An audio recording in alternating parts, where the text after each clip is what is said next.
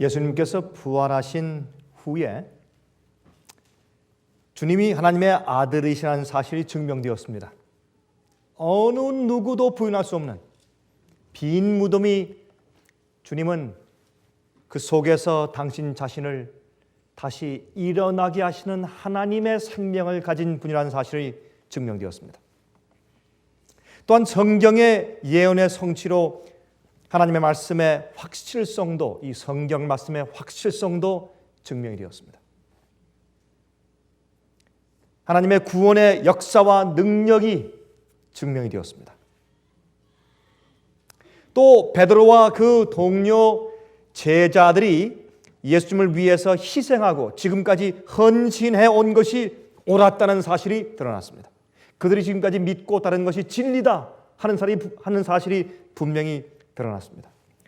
그러나 그럼에도 불구하고 여전히 베드로와 그 남은 제자들이 가난하고 여전히 고생스러웠습니다. 왜 그렇습니까? 아니, 증명될 게 다 증명되고 또 주님의 능력이 알려지고 주님의 구원의 역사가 다 증명되고 성경 말씀이 진리인 것이 증명된 다음에 또 베드로와 그 나머지 제자들이 올바른 진리를 가지고 올바로 헌신하고 올바로 잘 따라왔다는 사실이 증명되고 다 드러났으면 그 다음부터 고생할 필요가 무엇이 있습니까? 잘 돼야죠. 그렇지 않습니까? 여러분, 이건 우리가 잘 생각해보지 않는 이야기지만 사실입니다. 왜냐하면 많은 사람들이 주님을 따르고 진리를 따르면서 그들이 그렇게 하는 그들의 의도에 있어서 무엇을 기대하는지 그들의 기대가 잘못되어 있는 것입니다. 많은 그리스도인들에게. 그 기대가 잘못되어 있는 사람들의 귀를, 그 가려운 귀를 긁어주고 또한 그런 사람들의 잘못된 기대에 부응하고 맞춰주기 위해서 온갖 오리와 잘못된 그리스도 인생의 기대가 교회에 들어와서 마치 주님을 믿으면 세상에서 번영하고 잘 되는 것처럼 축복을 받아야 주님을 믿는 것처럼 이해하는 그런 잘못된 종교가 기독교 안에 너무나 가득하게 범람하게 된 것입니다. 예수를 믿는 것이 이 세상의 고통과 문제들을 해결하기 위하여 믿는 것이 아닙니다.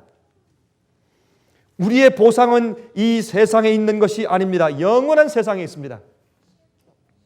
오늘 아침에 여러분들이 성경을 연구하시는 것을 들어보니까 여러분들이 성경을 연구하시면서 이제 그 문제를 도의하셨죠. 그렇죠? 그런 문제가 그 속에 들어있었습니다. 하나님께서 우리에게 한꺼번에 큰 축복을 주시는 것이 아니라 우리에게 일용할 양식을 주시고 우리가 기도할 때도 우리에게 일용할 양식을 하루에 필요한 양식을 달라고 기도하라고 그랬습니다. 우리가 지금 한 번 잘 벌어서 은퇴금을 좀 주십시오 이렇게 기도라고 하시지 않고 우리에게 일용할 양식을 주시고 또한 우리가 필요한 만큼 주님께서 주신다고요. 더 넉넉히 되어 주시는 것보다 필요한 만큼 주신다고. 왜 그렇습니까? 우리의 보상은 이 세상에 있는 것이 아니고 영원한 세상에 있습니다. 우린 이 세상에서 진리를 배우면 그만입니다. 이 세상에서 세상과 죄를 미워하게 되고 하늘을 그리워하게 되면 그만입니다. 주님은 거기에 관심이 있으십니다.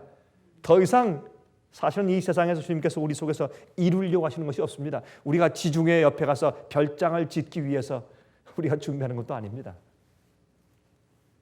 그러므로 왜 하나님을 믿고 따르는가? 왜 주님을 믿고 따릅니까? 라는 질문은 마치 왜 아이들이 어머니를 믿고 따릅니까? 라는 질문과 꼭 같은 것입니다. 왜 아이들이 어머니를 믿고 따릅니까? 아이들이 걸음을 하다가 개가 와서 이렇게 으렁거리면 금방 돌아서서 엄마한테 막 울면서 뛰어갑니다. 그거 왜 그럽니까? 그건 설명이 안 됩니다. 여러분, 우리가 주님을 따르는 데는 보상의 그 이유가 있는 것이 아닙니다. 우리 다 같이 요한복음 21장 1절부터 19절까지 좀 펴서 보십시오. 요한복음 21장입니다. 21장 1절부터 19절까지 좀 긴 말씀이지만 좀 한번 읽어보도록 하십니다. 그 후에 예수께서 디베랴 바다에서 또 제자들에게 자기를 나타내셨으니 나타내신 일이 이러하니라. 시몬 베드로와 디두모라 하는 도마와 갈릴리 가나 사람 나다나엘과 세베대의 아들들과 또 다른 제자 둘이 함께 있더니 시몬 베드로가 나는 물고기 잡으러 가노라 하매 저희가 우리도 함께 가겠다 하고 나가서 배에 올랐으나 이 밤에 아무것도 잡지 못하였더니 날이 새어갈 때 예수께서 바닷가에 서셨으나 제자들이 예수님인 줄 예수신 줄 알지 못하는지라. 예수께서 이르시되 얘들아 너에게 고기가 있느냐? 대답하되 없나이다. 가라사대 그물을 배 오른편에 던지라 그리하면 얻으리라 하신대 이에 던졌더니 고기가 많아 그물을 들 수 없더라. 예수의 사랑하시는 그 제자가 베드로에게 이르시되 주시라 하니 시몬 베드로가 벗고 있다가 주라 하는 말을 듣고 겉옷을 두른 후에 바다로 뛰어내리더라. 다른 제자들은 육지에서 상거가 불과 한 50간쯤 되므로 작은 배를 타고 고기 든 그물을 끌어와서 육지에 올라오니 숯불이 있는데 그 위에 생선이 놓여있고 떡도 있더라. 예수께서 가라사대 지금 잡은 생선을 좀 가져오라 하신데 시몬 베드로가 올라가서 그물을 육지에 끌어올리니 가득히 찬 큰 고기가 153마리라 이같이 많으나 그물이 찢어지지 아니하였더라. 예수께서 가라사대 와서 조반을 먹으라 하시니 제자들이 주신 줄 아는 거로 당신이 누구냐 감히 묻는 자가 없더라. 예수께서 가셔서 떡을 가져다가 저에게 주시고 생선도 그와 같이 하시니라. 이것은 예수께서 죽은 자 가운데서 살아나신 후에 세 번째로 제자들에게 나타나신 것이라. 저희가 조반 먹은 후에 예수께서 시몬 베드로에게 이르시되 요한의 아들 시몬아 내가 이 사람들보다 나를 더 사랑하느냐 하시니 가로되 주여 그러하외다. 내가 주를 사랑하는 줄 주께서 아시나이다. 가로되 내 어린 양을 먹이라 하시고 또 두 번째 가로되 요한의 아들 시몬아 내가 나를 사랑하느냐 하시니 가로되 주여 그러하여다. 내가 주를 사랑하는 줄 주께서 아시나이다. 말씀하시되 내 양을 치라 하시고 세 번째 말씀하시되 요한의 아들 시몬아 내가 나를 사랑하느냐 하시니 주께서 세 번째 내가 나를 사랑하느냐 하심으로 베드로가 근심하여 가로되 주여 모든 것을 아시오매 내가 주를 사랑하는 줄을 주께서 아시나이다. 예수께서 말씀하시되 내 양을 먹이라. 내가 진실로 진실로 내게 이르노니 젊어서는 내가 스스로 띠뛰고 원하는 곳으로 다녔거니와 늙어서는 내 팔을 벌리리니 남이 내게 띠띠우고 원치 아니하는 곳을 데려가리라. 이 말씀을 하시면 베드로가 어떠한 죽음으로 하나님께 영광을 돌릴 것을 가리키심이라. 이 말씀을 하시고 베드로에게 이르시되 나를 따르라 하시니.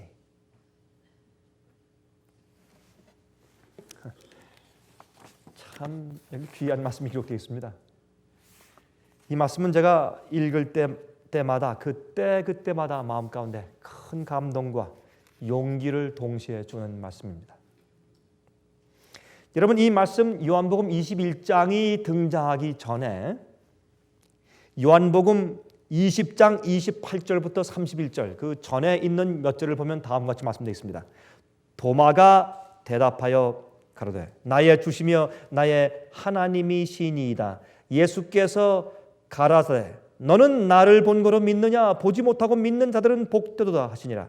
예수께서 제자들 앞에서 이 책에 기록되지 아니한 다른 표적도 많이 행하셨으나 오직 이것을 기록하면 너희로 예수께서 하나님의 아들 그리스도이심을 믿게 하려 함이요 또 너희로 믿고 그 이름을 힘입어 생명을 얻게 하려 함이라 그랬습니다.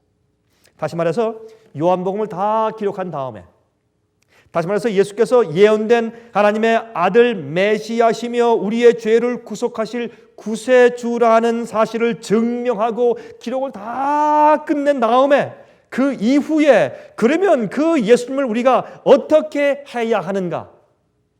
우리가 다 지금 예수님을 소개했고 그 주님을 믿으면 영생이 있고 또 주께서 말씀하신 진리가 무엇이며 이런 모든 것을 전부 다 기록해 놓은 다음에 그 다음에 21장에 등장합니다. 다시 말해서 신학적으로 이건 무슨 말이냐면 그 이후에 이젠 그 예수님을 우리가 어떻게 하면 좋으냐 그 말입니다.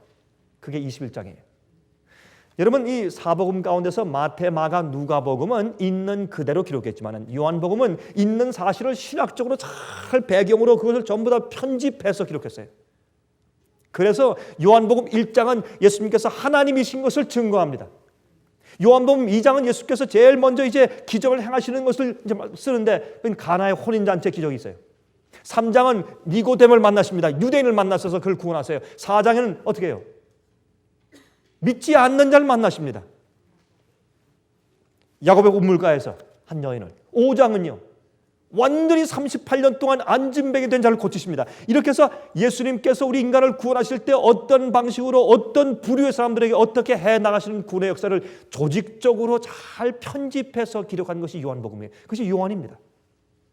그래서 요한은 20장까지 예수님께서 행하시는 행적을 기록하고 그것을 또 편집해서 자세히 아주 논리적으로 전개한 다음에 주님은 누구시며 그분은 무슨 진리를 가르치시고 우리가 무엇을 알아야 하며 어떻게 믿어야 되는 것을 다 말씀하신 다음에 21장에 와서 그러면 그 끝으로 이건 이제 다 알았는데 이제는 무엇이냐 말이에요. 다 알았는데 이제 그 예수님을 하나님의 아들이신 메시아 그 하나님 그 예수를 우리가 이제 어찌하랴 어떻게 해야 되냐 말이에요. 이제 우리 생활 가운데서. 그 결론을 기록한 것이 요한복음 21장입니다. 이것은 의도적으로 그렇게 기록되어 있어요.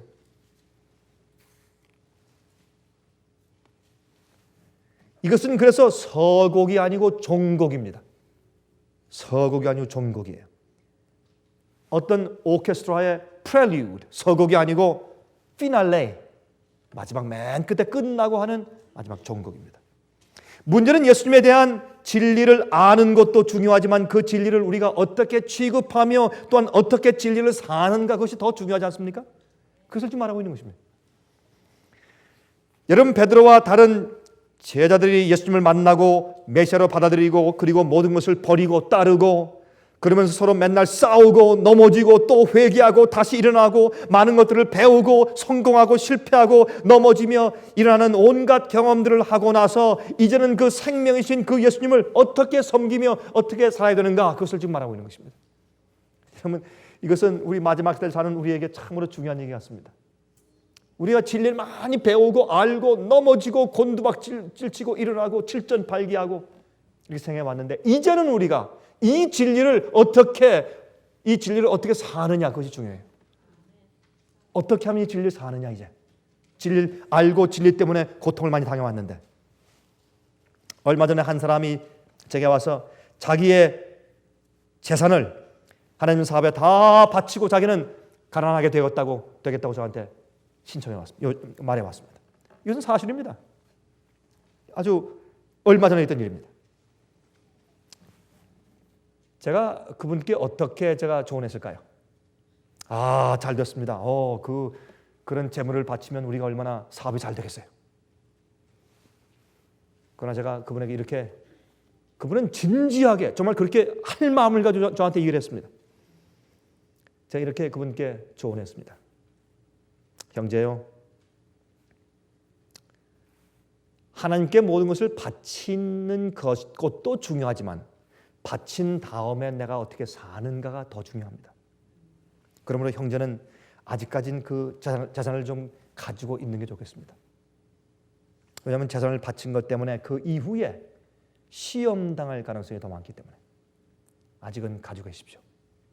제가 그렇게 얘기했습니다. 아마 제 얘기를 들으시면서 여러분들이 좀 이상하게 생각하실지 모릅니다. 제가 꾸며낸 얘기가 아닙니다. 이게 실제입니다.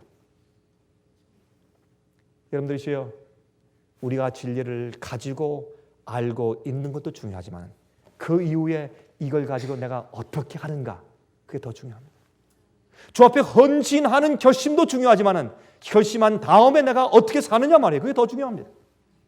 그래서 어떤 때는 우리가 주 앞에 무엇을 하려고 결심하고 하지만은 그러나 그렇게 하기 위한 준비가 안 돼 있기 때문에 오히려 결심하고 주 앞에 바치기로 결심하고 나아간 다음에 그 이후의 생활이 주 앞에 본이 되지 않는 사람들이 많은 것입니다. 진리를 알고 진리에 대한 부담과 의무감은 있지만은 진리를 사는 성품이 없는 겁니다. 이것이 오늘 우리에게 설명하는 요한복음 21장의 이야기입니다. 예수께서 부활하신 극적인 사건 이후에 베드로는 돈 한 푼 없다는 사실을 실감합니다. 그는 그 하나님의 아들을 따르기 위해서 몽땅 다 버텼어요. 집도 바치고 가족도 등한히하고 떠나기 위해서 그물도 버리고 자기 어부하던 자기 배도 버리고 전부 다 버리고 주님을 쫓았습니다.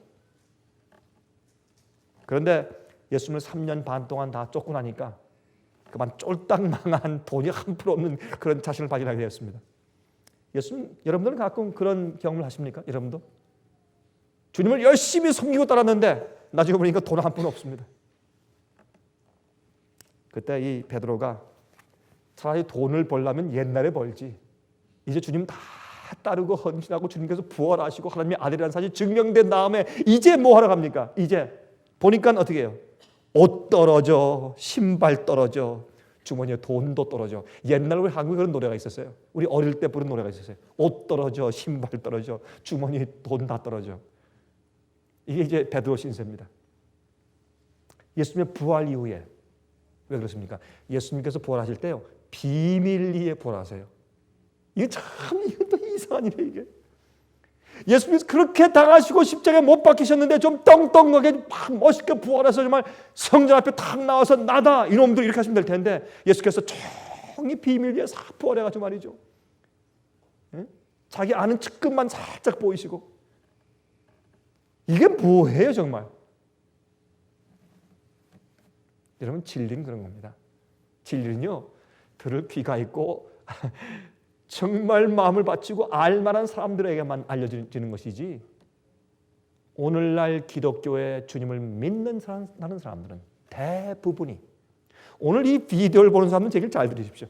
정말로 오늘날 기독교의 예수를 믿는다고 교회 다니는 사람들의 대부분이 그 당시에 예수님께서 이렇게 하셨으면 예수님을 다 떠나서 뒤로 물러가고 낙심했을 사람들입니다. 왜? 주님을 믿는, 진리를 믿는 의도가 잘못되어 있어요. 많은 사람들이. 그게 사실입니다. 예수께서 극적으로 부활하신 이후에 베드로는 전부 다 떨어졌어요. 아무것도, 신발에 말이에요, 그가 끌고 다니던 샌들, 그 당시 그저 샌들이죠, 샌들. 이렇게 걸어 다닐 때 이렇게 뒤에 터벅터벅하는 말이죠. 뒷굽이 별로 없는 그런 샌들일 것이 아마. 뒷굽이 있는 샌들을 사려면 그것도 돈이 좀 많은 사람들이 사죠. 그거 말고 이 스레퍼 같은 것도 그런 거 신고 다녔어요 당시에. 한참 그렇게 다니니까 그것도 예수님 따라서 저기 갈릴리부터 저기 유대지까지 왔다 갔다 하면서 신발 다 떨어지고 옷 다 떨어졌는데 예수님께서 그것도 한번 그들에게 부활하신 다음에 자, 너를 고생했지, 이제 호강시켜줄게. 이제 뭐 지중해 무슨 별장 하나 사주는 것도 아니고, 할 수 없이 그래도 신발을 사고 옷을 사야 될 거 아닙니까 지금? 예? 어떻게 해요? 사야죠 지금. 주님께서 부활한 다음에도 하늘에서 금전 한 입도 떨어뜨려 주시지 않는데. 이래서 하나님께서 우리의 참된 헌신과 주님을 따르고 싶은 우리의 결심을 주님께서 시험하심으로 거기에 합격돼서 끝까지 가는 자들이 참 드물어요. 참 드물어요. 이것 때문에 다 꼬꾸라져요.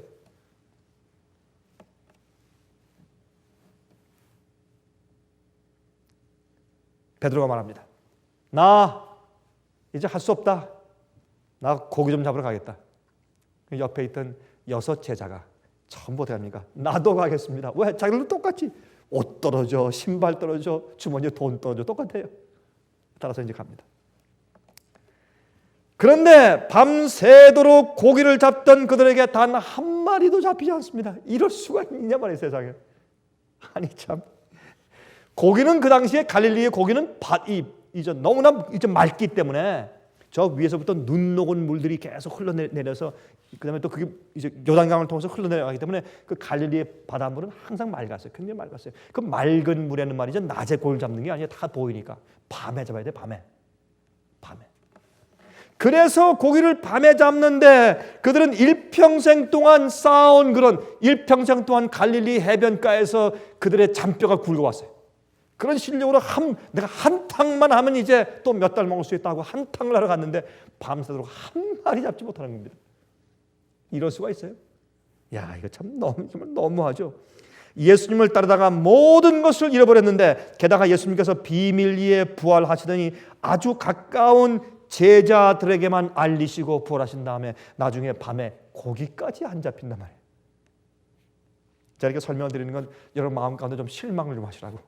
여러분 마음 가운데 절망의 감정이 여러분 마음 가운데 절망의 감정을 더 좀 돋구어지게 하려고 이런 말씀을 제가 막 좀 더 강조해서 말씀을 드리는 거예요. 여러분 마음 가운데 실망이 좀 더하라고. 여러분 그러시죠, 솔직히? 아니십니까? 여기 기적들이 막 지금 일어나고 있네, 지금 이 안에 말이죠.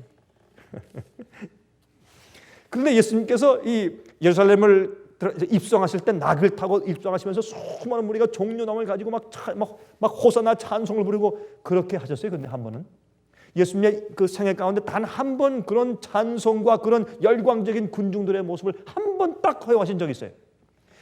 갈릴리에서 말이죠. 예수님께서 5천 명을 떡과 물고기 먹이신 다음에 사람들이 예수님을 임금 삼으려고 막 왔을 때 다 가라고 쫓았어요. 예수님께서. 그러신 분이 예수님께서 이 예루살렘 입성을 하실 때 단 한 번 허용하십니다. 왜요? 그 당시에 유대인들의 모든 시선이 이제 곧 있을 예수님의 십자가에 집중되도록 하기 위해서. 그래서 예수님께서 이런 분이 왜 돌아가셨느냐 하고 놀라서 성경 예언을 연구하도록 기회를 주기 위해서 단 한 번 그 군중의 찬양을 받으시면서 이 당나귀를 타시고 입성하셨어요. 여러분 한번 생각을 해보십시오. 이게 무슨 뜻인가? 그런데 주님께서 시종 부활하신 다음에도 잠잠하십니다. 그런데 성경은 이렇게 말씀합니다. 날이 새어갈 때에 예수께서 바닷가에 서셨으나 제자들이 예수신 줄 알지 못하는지라. 그들이 너무나 실망하고 낙심한 나머지 예수님께서 밤새도록 그들을 지켜보시면서 해변가에 서 계신 사실을 알아볼 수가 없었습니다. 그물을 던졌습니다. 안 잡힙니다. 낙심합니다. 두 번째 던졌습니다. 끌어당깁니다. 또 한 마리도 없습니다. 더 낙심합니다. 세 번째 던졌습니다. 또 기다립니다. 또 끌어당깁니다. 또 한 마리 없었습니다. 그래서 마음 가운데 낙심이 더해서 그날 밤이 어두운 것보다 그들의 영혼이 더 깜깜하게 어두워졌기 때문에 저쪽에서 그들을 처음부터 지켜보시고 주무시지 않고 계속 그들과 함께 서 계신 예수님을 그들이 알아보지 못했습니다. 새벽에 동이 터올 때도 예수께서 거기에 서 계신 것을 보고도 그들의 영적인 안목이 어두워지고 낙심한 상태에 있었기 때문에 주님이 거기 계신 것을 알아보지 못하다 그랬습니다. 얼마나 많은 경우에 우리 생각을 그렇습니까? 얼마나 많은 경우에 우리가 주님께서 우리의 고난 옆에 계신 것을 우리가 보지 못하고 우리가 불만과 불평과 어려움 가운데서 우리 마음속에 말하지 못하는 원망이 가득 차서 우리 영혼이 어두울 때 우리 주에 계신 주님을 알아보지 못할 때가 얼마나 많이 있습니까? 사실은. 이 이야기가 그 당시에 2000년 전에 있던 얘기가 아니라 오늘날 우리의 상태를 상징하기 위한 그런 말씀을 기록하시면서 우리가 할 수 있습니다. 그때 예수님께서 묻습니다. 그들에게. 어이 여보시오, 고기 좀 잡았소? 말도 마시오. 이런 일은 난생 처음이요. 피레미 새끼 한 마리 없어. 그때 예수님께서 이쪽 오른편에 내가 서 있는 이쪽에 맞습니다. 내가 서 있는 이쪽에 오른편 한번 던져보시오. 그 당시 말이죠. 이 갈릴리 해변 가운데서 이 고기를 잡고 있을 때 가끔 간혹 사람들이 지나가다가 그 맑은 물이니까 고깃대가 막 이렇게 몰려 다니는 것을 볼 때가 있대요. 그러면 이쪽에 그물 이쪽에 던지시오 라고 이렇게 조언을 해줄 때가 가끔 생기는 것입니다. 그런 줄 알고 그들이 거기 그 그물을 던졌어요. 그쪽에. 예수님께서 서 계신 그쪽이죠. 예수님께서 그들을 부르실 때 내가 너희를 고기를 낚는 어부가 아니라 사람을 낚는 어부가 되게 하겠다고 부르셨습니다. 주님께서 그들의 생업을 버리고 쫓으라고 하실 때 내가 너희를 사람을 낚는 어부가 될 것이라고 말씀하시면서 그들을 불렀어요. 그러나 그들이 이제 예수님을 따를 때 세상적인 보상을 기대하며 따랐기 때문에 낙심이 계속 겹쳐진 것입니다. 주님께서 우리에게 주실 때 우리가 이 땅에 주님의 일을 하며 살 수 있을 만큼은 허락하세요. 우리가 굶어 죽게 안 하시고 우리가 필요한 가스를 넣을 만큼 주시고 우리가 입을 옷을 입을 만큼 주님께서 허락하시지만 그러나 그 이외 세상의 보상을 기다리는 그런 욕심이 채워지도록 하시지는 않는 겁니다. 이게 주님께서 우리를 구원하시는 은혜예요. 조금 여분이 생기면 우리는 세상에 대한 보상에 기대가 있기 때문에 그렇습니다. 주님께서는 철저히 그것을 막으시는 것을 알 수 있어요. 우리가 주님을 따르면서 볼 때. 근데 그들이 그 예수의 말씀을 듣고서 던졌는데 던진 다음에 끌어당기니까 이게 끌어당길 수가 없는 겁니다. 너무 묵직해서 일평생 동안 고기를 잡아봤지만 이런 적은 한 번도 있은 적이 없습니다. 너무나. 근데 그 고기가 잡힌 것이 성경에 말하기를 큰 고기, 원래 원어에는 너무 큰 고기, 정말 큰 고기 153마리. 여러분 153마리라는 뜻은 실제로 그 고기를 하나 세보았다 그 말이에요. 그냥 많다 그게 아니에요. 실제로 세보니까 너무 큰 고기가 월척 큰 고기가 153마리면 그물이 찢어져요. 끌어당길 수가 없어요. 조그만 고기는 많이 잡힐 수 있지만 큰 고기가 153마리. 팔아도 조그만 고기 말고 큰 고기는 정말 감당하는 고기가 153마리.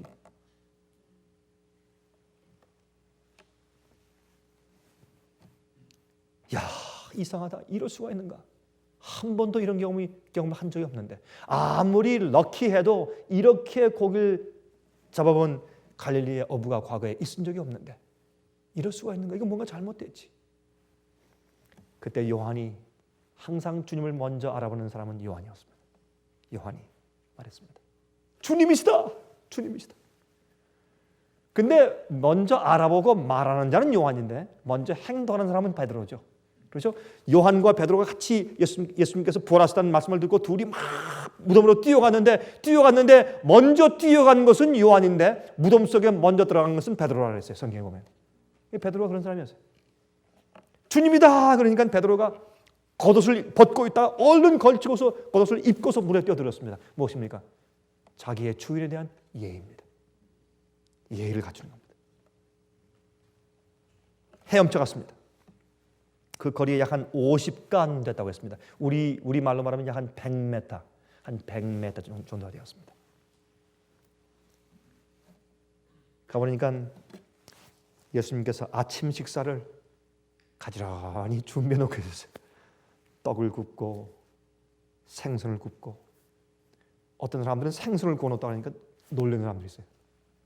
예수님께서 떡을 구워 놓으시고 또 생선을 구워 놓으시고 그 당시에 사람들이 먹고 사는 그 당시 사람들의 형편에 맞춰서 그 밑에까지 내려오신 예수 그리스도. 그걸 우리 이해해야 돼요. 우리 주님을 알 때. 예수님께서 너희 밤새도록 얼마나 힘들었니? 참 고생했지. 자, 와서 우선 조반이나 좀 들자. 와라, 좀 먹자.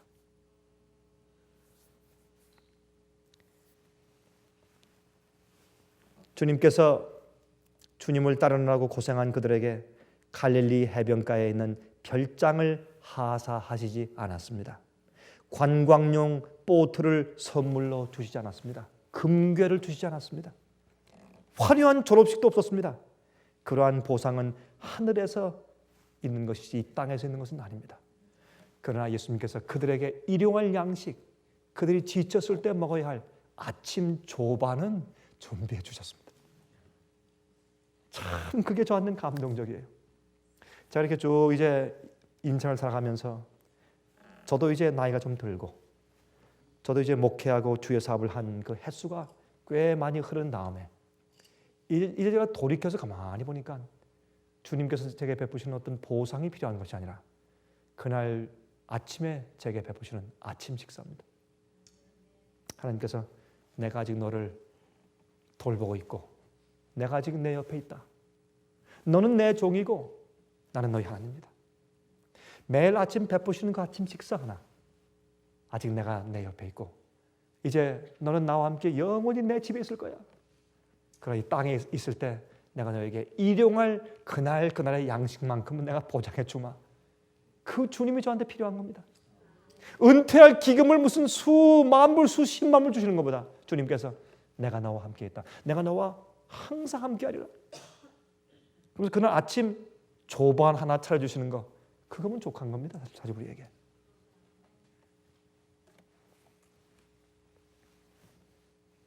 주님은 이 세상의 보상을 주시면 주님을 따르는 자들의 동기와 마음이 부패하게 되기 때문에 영원히 살 자들을 준비시키기 위해서 주님께서 하늘의 보상을 가지고 이 땅에서 십자가를 지고 따라오라고 말씀하시는 것입니다.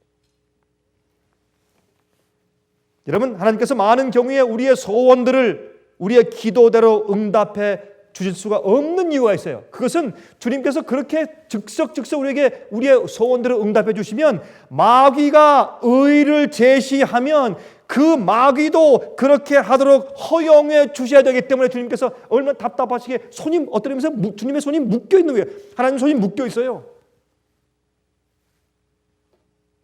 참 하나님이 얼마나 답답하실까요?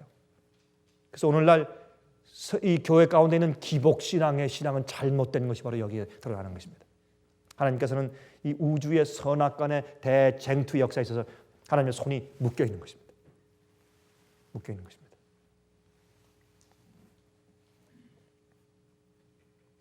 한번 말이죠. 어떤 여자분이 저한테 이렇게 설명해 주더라고요. 하나님께서 우리가 중보 기도할 때 우리의 기도를 듣고 남들을 도와주고 또 영적으로 구원하는 일을 하실 수 있는 것은 주님께서 그 일을 하실 때 마귀가 의를 제기하면 하나님께서 저 영혼을 봐라. 얼마나 간절히 희생하는 마음으로 이렇게 간구하는가. 저 사람이 요것 때문에 내가 하는 것이야. 너도 너에게 마귀가 너에게 저렇게 간절히 구하는 너를 구하는 영혼이 있으면 내가 내 임의대로 할 수 있지 않느냐? 마찬가지로 저렇게 간구하는 저 영혼의 중보의 기도 때문에 내가 일을 할 수 있다 라고 말할 수 있기 때문에 중보의 기도가 중요하다고 한 자매가 저한테 설명해 줄 때 그 말이 저한테 참 감동적이었습니다. 아, 그 말이 맞다. 그 말이 맞다. 여기에 이제 이 본론은 말이죠. 예수님께서 베드로를 향해서 3번 질문하신 내용이죠. 근데 첫 번째 질문하실 때 예수님께서 베드로에게 말씀하십니다. 아침 식사 후에 베드로에게 요한의 아들 시몬아. 그게 무슨 말씀입니까? 베드로 다른 사람들 말고 바로 너! 나를 3번 부인한 바로 너 말입니다. 정확하게 그를 지목하면서 요한의 아들 시몬아. 구원은 개인적이고 회개도 개인적이고 부흥과 개혁의 경험도 개인적이에요. 도매금이 없습니다. 요한의 아들 시몬아. 내가 이 사람들보다 더 나를 사랑하느냐? 더. 그는 항상 다른 사람들은 다 버려도 나는 그게 항상 자기의 이 뇌리 속에 박혀 있었습니다. 무의식적으로 그는 그런 사람이었습니다. 그래서 앞에 나가서 날뛰고 그래서 앞에 나가서 혼자 설치는 겁니다. 왜? 그런 마음이 있기 때문에 자기도 모르게 자기 뇌리 가운데 그런 사상과 성품이 깔려 있기 때문에 그런 것이에요. 자기가 교만하지 않은 것을 교만한 사실을 자기도 몰라요. 어떤 경우 우리가.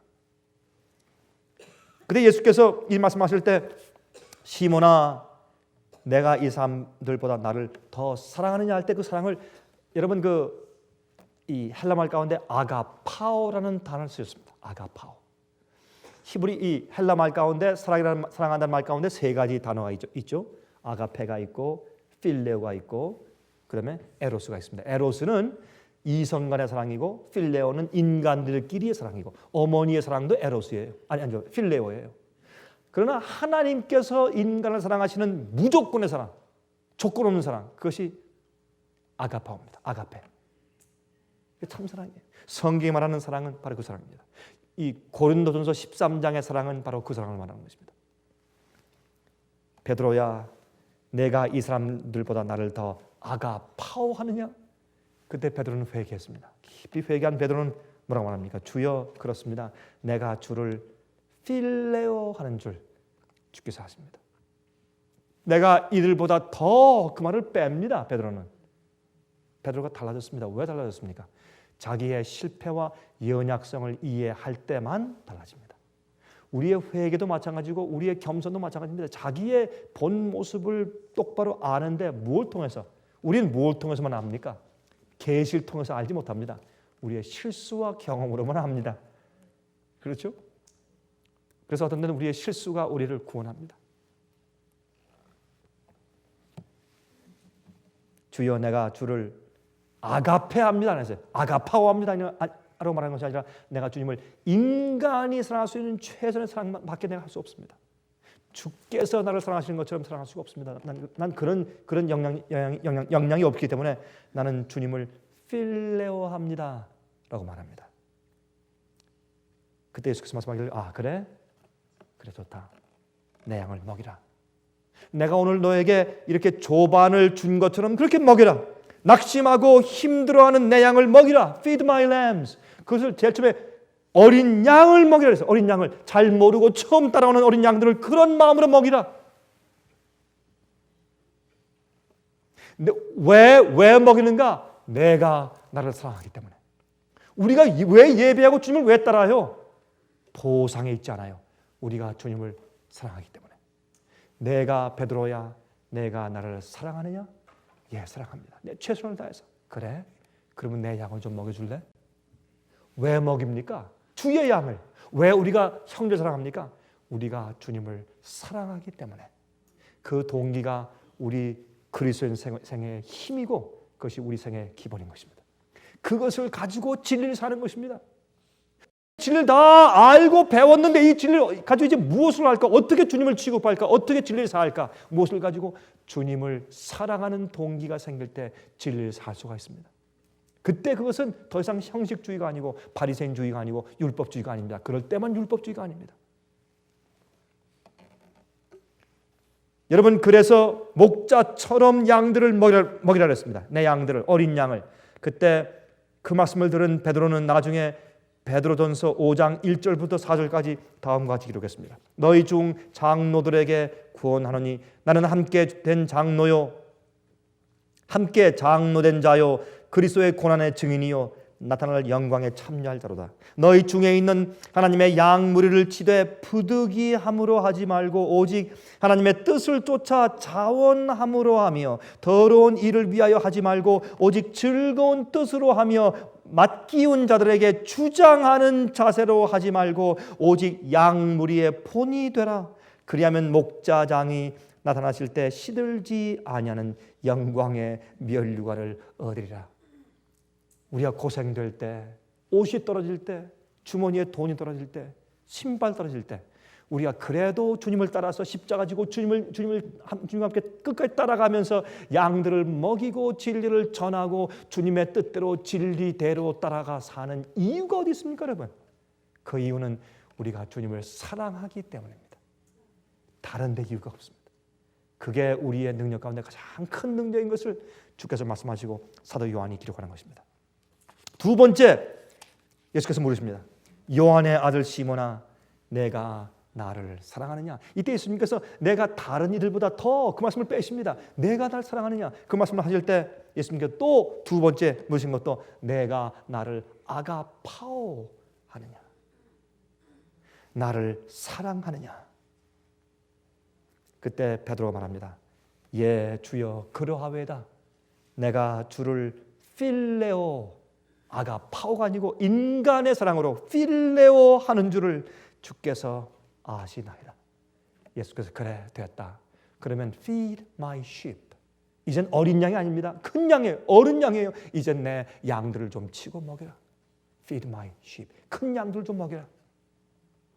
어린 양들, 초신자들, 처음 주님께 나오고 처음 진리를 믿는 자들도 돌보면서 사랑하면서 그들을 먹이는 것이 필요하지만 큰 양들도 돌보면서 먹여야 합니다. 어떤 정신으로? 예수님을 사랑하는 마음으로 해야 합니다.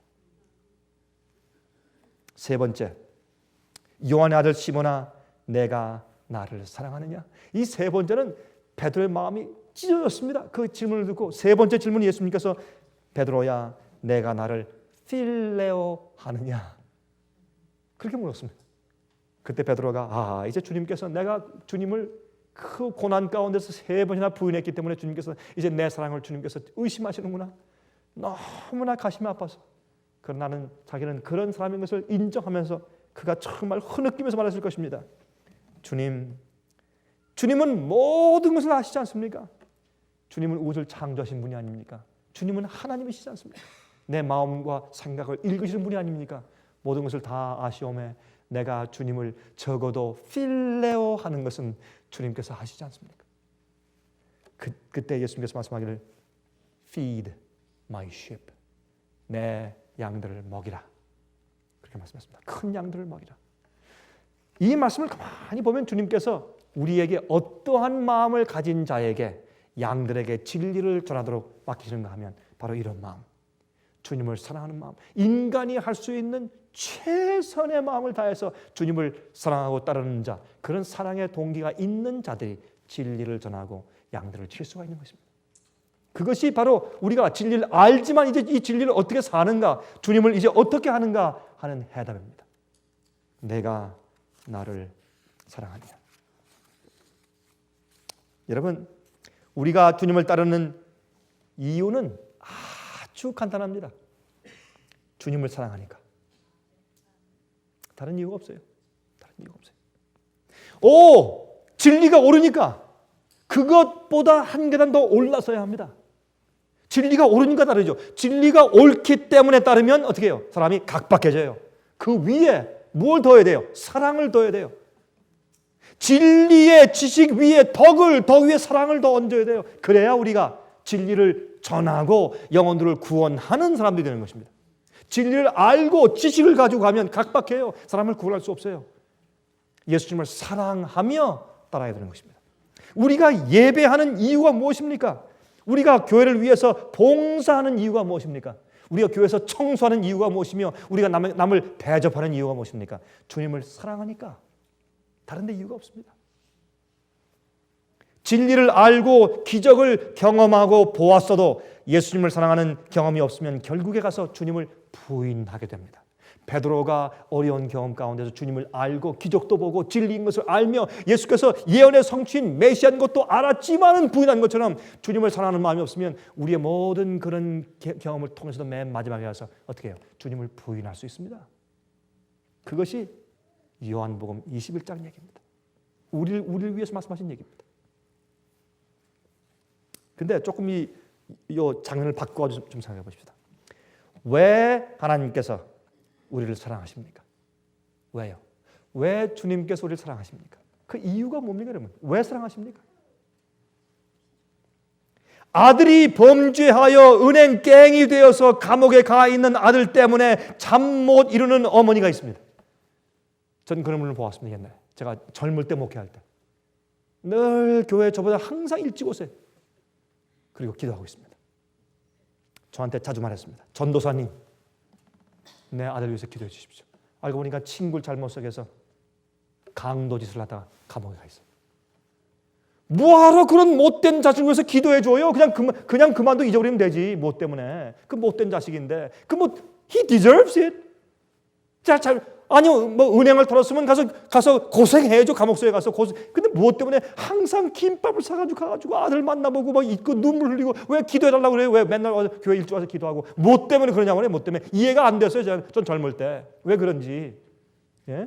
한두 번 기도하면 되지. 뭐 계속 기도하고 또 울고. 그럼 뭐 그래? 감정적으로. 그럴 필요 뭐 있어요? 그건 못된 아들인데 그냥 잊어버리지. 나쁜 자식인데. 그래도 이 어머니 말이 그 아들을 잊지를 못해요. 여러분 그거 한번 수학적으로 한번 계산 좀 해보세요. 우리 이 두뇌에 무슨 케미칼 무슨 효소가 들어가고 무슨 비타민 뭐가 올라가고 케미칼 뭐가 올라가서 뭐가 합성돼 가지고 그런 감정이 나온다. 한번 계산 좀 해보세요. 그 되는가? 이해가 안 돼요. 신비한 것이에요. 그 어머니가 도대체 왜 그래요? 도대체 정신이 나갔어요? 그게 사랑이에요, 여러분. 사랑. 그게 사랑이에요. 못된 아들이지만 아들이 감옥에서 고생할 것을 생각하고 밥을 목에 넘기지 못하는 것이 어머니 사랑이에요, 여러분. 그게. 그런 사랑을 인간의 마음 가운데 왜 주셨느냐 하면 하나님 마음속에 그런 게 있다는 것을 우리가 알게 하기 위해서 증거로 남겨주신 거예요. 증거로. 그건 수학적으로 계산이 안 돼요. 그게. 하나님은 도대체 우리를 왜 사랑하세요? 왜? 무엇 때문에? 큰 못된 것들 그냥 잊어버리시면 되지. 그래도 잊지를 못하시고 그렇게 반역하고 못된 자식, 맨날 주님 거역하고 맨날 왔다 한 것을 그래서 재밌는 말이 있어요. 획가닥한다. 한국에 그런 말이 있어요. 요새. 그 말이 좀 처음엔 좀 이상하더라고요. 너무 상스럽게 들리고. 그러나 우리가 맨날 획가닥해요. 이랬다 저랬다. 맨날 주 앞에. 맨날 회개했다 또 범죄하고 또 나쁜 일 하고 맨날 나쁜 자식들이요. 그러나 하나님 우리를 왜 사랑하세요? 왜? Why? 왜 사랑하세요 우리를? 전 이유를 모르겠어요. 그래도 계속해서 그 못난 자식을 계속 꾸역꾸역 사랑하시는 것이 하나님이세요. 그게 하나님이세요. 그 못난 아들 그냥 잊어버리면 그만이지 무엇 때문에 맨날 김밥 싸들고 면을 가는지 제가 이해가 안 됐어요. 그런 자식 그냥 버려버리시지. 그러나 참 이상하게 말이죠. 자식은요 부모를 잊어도 부모는 자식을 잊을 수가 없어요. 제가 부모가 되고 나니까 제가 이해가 돼요. 자식은요 부모가 가끔 부모를 잊어버려요. 부모가 없이도 자식은 부모 없이 살 수 있어요. 그러나 부모는 자식 없이 살 수가 없어요. 자식이 고생하거나 자식이 아프면요 그 부모는 가슴이 쓰라려서 잘 수가 없고 먹을 수가 없어요. 근데 엄마 아빠가 아플 때요 자식은요 먹어요. 잘 살아요. 그거 참 이상해.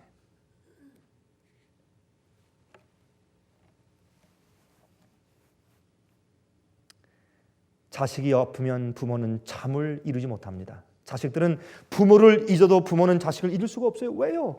자식들에게 무슨 보상을 받으려고 그 대가를 얻으려고 사랑합니까? 아니에요. 사랑은 사랑하기 때문에 사랑하는 것이에요. 다른 데 이유가 없어요. 이유가 없는 게 사랑이에요. 하나님을 우리 사랑하시는 것은 이유가 없어요. 이유가 없어요. 이해하기 힘든 사랑이세요. 예수께서 말씀하십니다. 베드로야 내가 나를 사랑하느냐? 베드로야 내가 나를 사랑하느냐? 베드로야 내가 나를 사랑하느냐?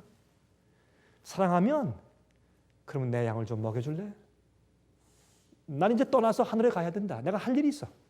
난 이제 중보자가 되고 하늘에서 죄인들의 구속을 위해서 기도하기 위해서 내가 가서 이제 심판하기 위해서 영혼들을 구속하기 위해서 성령을 보내기 위해서 내가 하늘에 가야 돼. 내가 이 땅에 33년 반 동안 산 것은 이 땅에서 너희들을 이해해서 너희를 어떻게 도와줄 줄 알기 위해서 내가 여기 온 것이야. 물론 십자가에 너희 죄를 위해서 십자가에 돌아가기 위해서 왔지만 또 한 중요한 것은 너희 인간을 죄를 이해해서 어떻게 그들을 하늘로 이끌어갈지 내가 알기 위해서 온 것이야. 이젠 내가 하늘에 올라가서 그 영혼들을 일일이 보살피며 어떻게든지 하늘의 길로 인도하기 위한 중보 사업을 하기 위해서 내가 올라간다. 자, 내가 없는 동안에 베드로야 내 남겨둔 그 양들을 좀 먹여줄래? 그 일 말씀하시기 전에 베드로야 내가 나를 사랑하느냐? 이 마음이 우리에게 적기 때문에 영혼들을 위해 살지 못해요. 나만 위해 산단 말이에요. 영혼들을 위해 사는 마음이 생기지 않는 이유가 하나님을 사랑하지 않기 때문에 그렇다라고 설명하는 것이 바로 요한복음 21장입니다. 예수님을 사랑하는 자들만이 영혼들을 구원하는 일에 동참할 수가 있고 예수님을 사랑하는 자들만이 끝까지 십자가를 지고 따를 수가 있는 것입니다. 한 부인이 말라기서 3장 3절을 읽다가 그 말씀 가운데서 이걸 발견했습니다. 그가 은을 연단하여 깨끗게 하는 자같이 앉아서 레위 자손을 깨끗게 하되 금은같이 그들을 연단하리니 그들이 의로운 제물을 나 여호와께 드릴 것이라 그랬어요. 이 말씀을 읽고 난 다음에 이거 참 이상하다. 이거 왜 그렇게 은을 연단하는 사람처럼 앉아서 하신다고 그렇게 말씀했을까? 우리를 정결케 하시고 우리를 구원하실 때 은을 연단하는 저처럼 앉아서 우리를 정결케 하시고 구원하신다고 왜 말씀했을까? 한번 그래서 그가 금은방 주인을 찾아가서 은을 연단할 때 어떻게 하는지 좀 내가 볼 수 있느냐고 부탁했습니다. 그래서 그 사람이 금은방 주인이 은을 연단할 때 정말 그 옆에 가서 지켜보았습니다. 그런데 그 사람이 은을 정말 은이 들어있는 그 돌 광선을 이렇게 숟갈에 이렇게 놓고서 그걸 갖다 뜨거운 불에 갖다 놓는데 그 뜨거운 불 가운데 가장 뜨거운 중간에 그것을 다 갖다 놓고 물론 장갑을 끼고 하겠죠. 갖다 놓고서 그것을 녹여요. 근데 이 금보다 은은 훨씬 더 가장 높은 뜨거운 불에 은이 녹습니다. 금은 금방 녹지만 은은 잘 녹지 않습니다. 그 은을 녹이는데 그 은에게서 눈을 떼면 안 된대요. 가장 뜨거운 불에 놓고 눈을 떼지 않고 항상 지켜보고 있습니다. 왜냐하면 갑자기 그 은이 녹으면서 막 이 증발해 갈 수 있기 때문에 은이 녹아서 없어질 수 있대요. 그래서 뜨거운 불에 녹는 순간까지 눈을 떼지 말고 잘 봐야지 너무 지나치게 뜨겁게 녹여버리면 그 은이 없어져 버려요.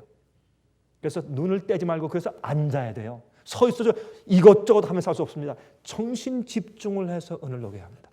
하나님께서 우리를 정결케 하기 위해서 우리 생에 정신 집중해서 우리를 사랑하심으로 정신 집중을 하며 우리 속에 있는 모든 불순물과 찌꺼기를 가장 뜨거운 생에 가장 뜨거운 불로 녹여내시기 위해 주님께서 앉아서 은을 연단하는 것처럼 우리를 연단하시는 겁니다.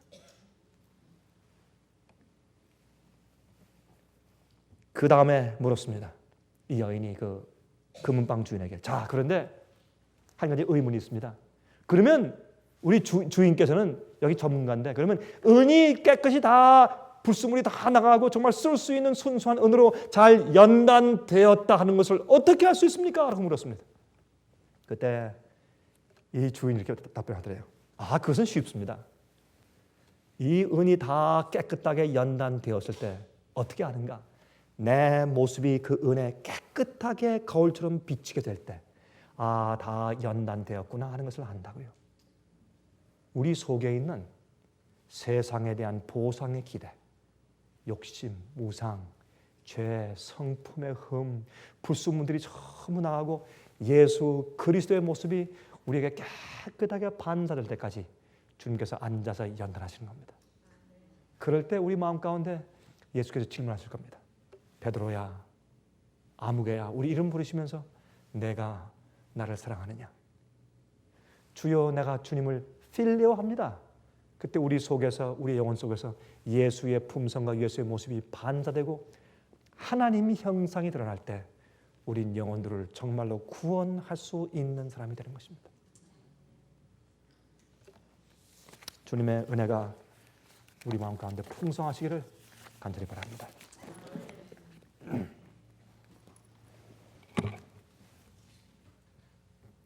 하늘에 계신 우리 아버지, 우리를 향해 베푸신 이해할 수 없는 사랑과 자비를 인해서 감사합니다.